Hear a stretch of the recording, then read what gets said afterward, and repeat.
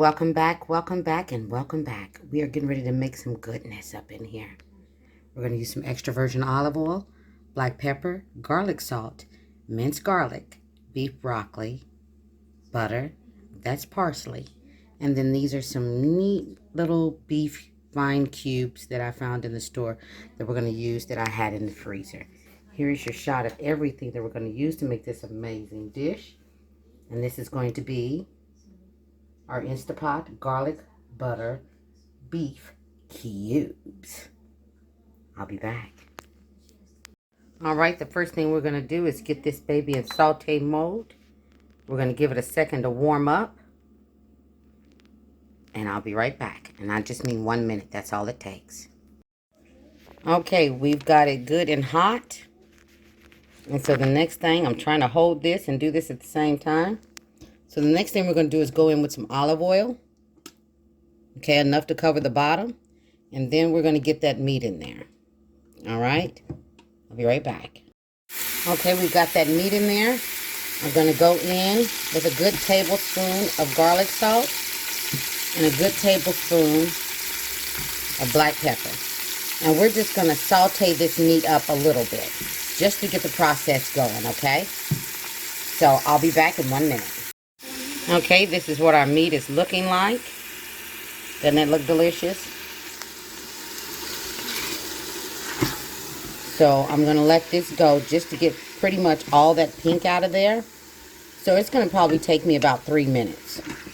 So I'm constantly stirring because as you can see it's cooking pretty quickly. Okay. So another 1.5 minutes. And I'll come back and we'll go to the next step. Alright. Alright, this is what we look like after 3 minutes. I'm going to go in with half a stick of butter. Hold on, I'll get that in there. Alright, and we're going to let that butter melt in there. So we're just going to give it about 30 seconds. It won't take long. Trust me, it will not. It won't take long at all. And in the meantime, I'm going to go in with some garlic. And that's 1 tablespoon. And that's 2. And then 1 more makes 3. We're going to give that a nice zhuzh. And then we're just going to let this melt up. And then we're going to do something else. And then we're going to let her do what she does. Alright? I'll be right back. 1 minute. Just long enough for that butter to melt and for those flavors to get to know one another. Okay? So we're just letting this butter melt at this point. It's pretty much all we're really doing. It's just letting that butter melt. I need her to go ahead and melt on up. Alright? And I'll be right back. 1 minute. Okay, as you can see, that butter is good and melted. And now I'm going to put in the final ingredient into this yummy.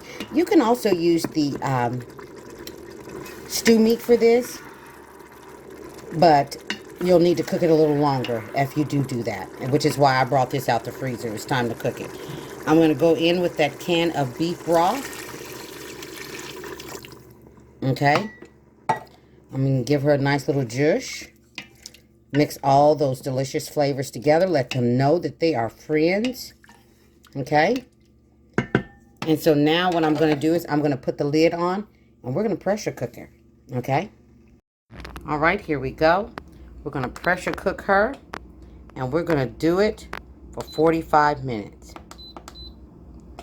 Now, if you've got the bigger tips, the stew meat, if you're using those bigger chunks, then I would suggest that you let it cook for about 1 hour and 15 minutes if you want it tender.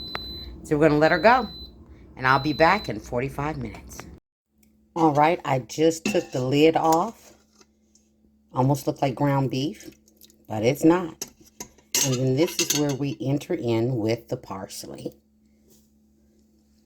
Give it a little zhuzh, and she is ready to serve.